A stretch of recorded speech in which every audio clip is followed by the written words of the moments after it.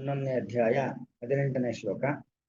ತ್ವಮಕ್ಷರಂ ಪರಮಂ ವೇದಿತವ್ಯಂ ತ್ವಮಸ್ಯ ವಿಶ್ವಸ್ಯ ಪರಂ ನಿಧಾನಂ ತ್ವಮವ್ಯಯ ಶಾಶ್ವತ ಧರ್ಮಗೋಪ್ತ ಸನಾತನಸ್ತ್ವಂ ಪುರುಷೋ ಮತೋ ಮೇ. ತ್ವಂ ಅಕ್ಷರಂ ಪರಮಂ ವೇದಿತವ್ಯಂ ತ್ವಂ ಅಸ್ಯ ವಿಶ್ವಸ್ಯ ಪರಂ ನಿಧಾನಂ ತ್ವಂ ಅವ್ಯಯಃ ಶಾಶ್ವತ ಧರ್ಮಗೋಪ್ತ ಸನಾತನಃ ತ್ವಂ ಪುರುಷಃ ಮತೋ ಮೇ. ಮೇ ಮತಃ ಅಂದ್ರೆ ಇದು ನನ್ನ ಅಭಿಪ್ರಾಯ. ನಿನ್ನ ನೋಡಿದ್ರೆ ನೀನ್ ಯಾರು ಅಂತ ನನಗೆ ಗೊತ್ತಾಗ್ತಾ ಇದೆ. ತ್ವಂ ಅಕ್ಷರಂ, ನೀನು ಕ್ಷರ ಇಲ್ಲದವನು. ಕ್ಷರ ಅಂದ್ರೆ ನಾಶ.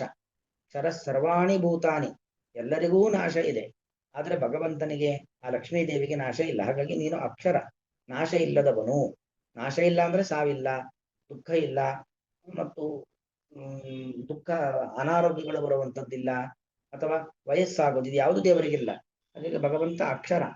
ತ್ವಂ ಅಕ್ಷರಂ. ಮತ್ತು ಪರಂ ವೇದಿತವ್ಯಂ. ವೇದಿತವ್ಯ ಅಂದ್ರೆ ಅರ್ಥ ಏನು?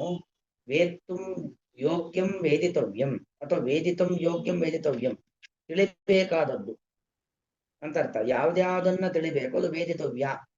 ಗಣಿತಶಾಸ್ತ್ರ ವೇದಿತವ್ಯ, ಜ್ಯೋತಿಷ್ಯ ಶಾಸ್ತ್ರ ವೇದಿತವ್ಯ. ಈಗ ಪ್ರತಿಯೊಂದು ಶಾಸ್ತ್ರವೂ ಕೂಡ ತಿಳಿಬೇಕಾದದ್ದು.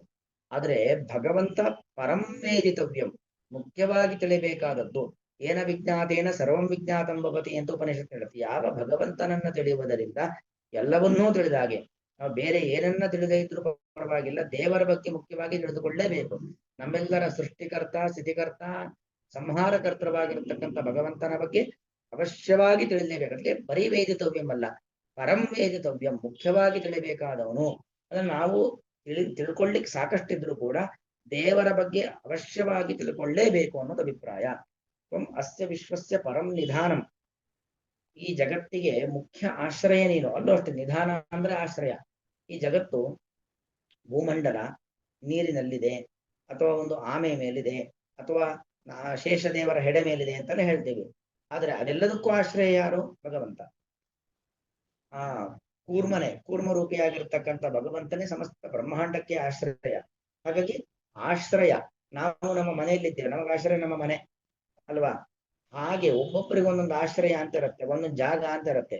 ಎಲ್ಲದಕ್ಕೂ ಆಶ್ರಯನಾದವನು ಭಗವಂತ. ಪರಂ ನಿಧಾನಂ, ಬರೀ ನಿಧಾನ ಅಂದ್ರೆ ಆಶ್ರಯ ಅಂತ ಅರ್ಥ. ಪರಂ ನಿಧಾನಂ ಅಂದ್ರೆ ಆಶ್ರಯವಾದದ್ದು ಅಂತ ಯಾವ್ದ್ಯಾವ್ದಿದೆಯೋ ಅದೆಲ್ಲದಕ್ಕೂ ಆಶ್ರಯ ಭಗವಂತ, ಮುಖ್ಯ ಬೇಸ್ಮೆಂಟ್ ಭಗವಂತ. ತ್ವಂ ಅವ್ಯಯ, ನಿನಗೆ ನಾಶ ಇಲ್ಲ. ಭಗವಂತನಿಗೆ ವ್ಯಯ ಇಲ್ಲ, ನಾಶ ಇಲ್ಲ. ಶಾಶ್ವತ ಧರ್ಮಗೋಪ್ತ, ಧರ್ಮ ಅನ್ನೋದು ಶಾಶ್ವತವಾಗಿರುವಂಥದ್ದು. ಶಾಶ್ವತ ಅಂದ್ರೆ ಶಶ್ವತ ಏಕ ಪ್ರಕಾರ ಅಂತ ಅರ್ಥ. ಯಾವಾಗಲೂ ಒಂದೇ ತರ, ಇವತ್ತೊಂದು ಧರ್ಮ ನಾಳೆ ಒಂದು ಧರ್ಮ ಅಂತಲ್ಲ. ಧರ್ಮ ಅನ್ನೋದು ಯಾವತ್ತೂ ಒಂದೇ ತರ. ಪ್ರಜಾತಂದಿಗೇನು ಶ್ರದ್ಧಯಾದೇಯಂ ಅಶ್ರದ್ಧಯಾದೇಯಂ, ದಾನ ಮಾಡಬೇಕು, ಪ್ರಾಮಾಣಿಕವಾಗಿ ದುಡಿಮೆಯನ್ನ ಮಾಡಬೇಕು, ಗುರು ಹಿರಿಯರನ್ನ ದೇವರಂತೆ ಕಾಣಬೇಕು, ಮಾತೃದೇವೋಭವ ಪಿತೃದೇವೋಭವ ಇತ್ಯಾದಿಗಳೆಲ್ಲವೂ ಕೂಡ. ಯಾನ್ಯನವದ್ಯಾನಿ ಕರ್ಮಾಣಿ ತಾನಿ ಸೇವಿತವ್ಯಾನಿ ನೋ ಇತರಾಣಿ, ಯಾವುದು ಕೆಟ್ಟದ್ದಲ್ಲವೋ ಅದನ್ನು ಮಾಡಬೇಕು, ಕೆಟ್ಟ ಕೆಲಸವನ್ನ ಮಾಡಬಾರದು.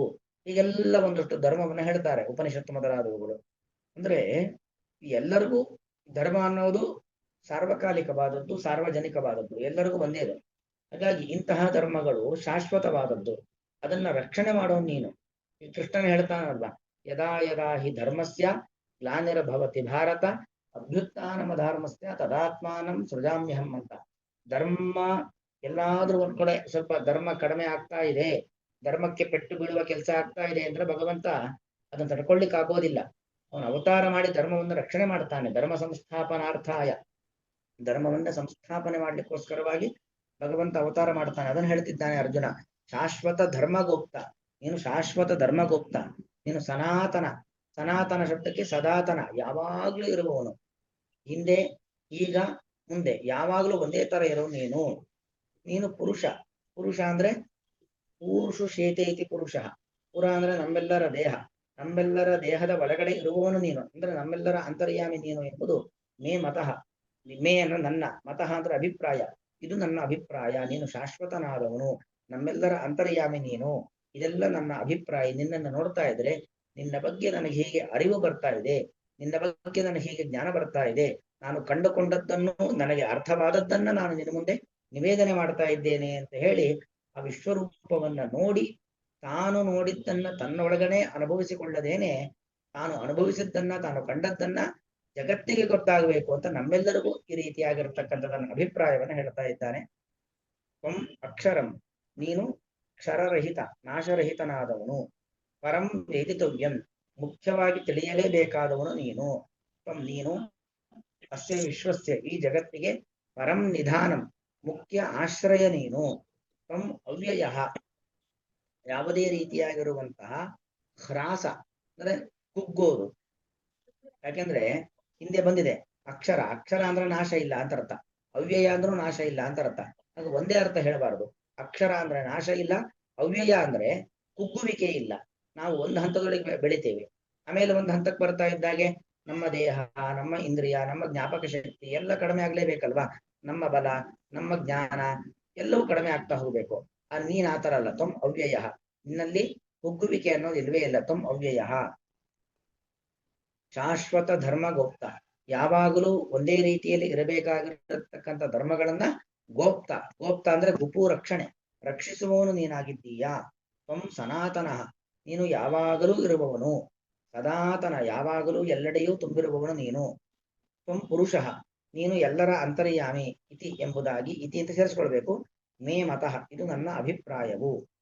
ತ್ವಮಕ್ಷರಂ ಪರಮಂ ವೇದಿತವ್ಯಂ, ತ್ವಮಸ್ಯ ವಿಶ್ವಸ್ಯ ಪರಂ ನಿಧಾನಂ, ತಮವ್ಯಯ ಶಾಶ್ವತ ಧರ್ಮಗೋಪ್ತ, ಸನಾತನಸ್ತ್ವಂ ಪುರುಷೋ ಮತೋ ಮೇ. ಶ್ರೀಕೃಷ್ಣಾರ್ಪಣಮಸ್ತು.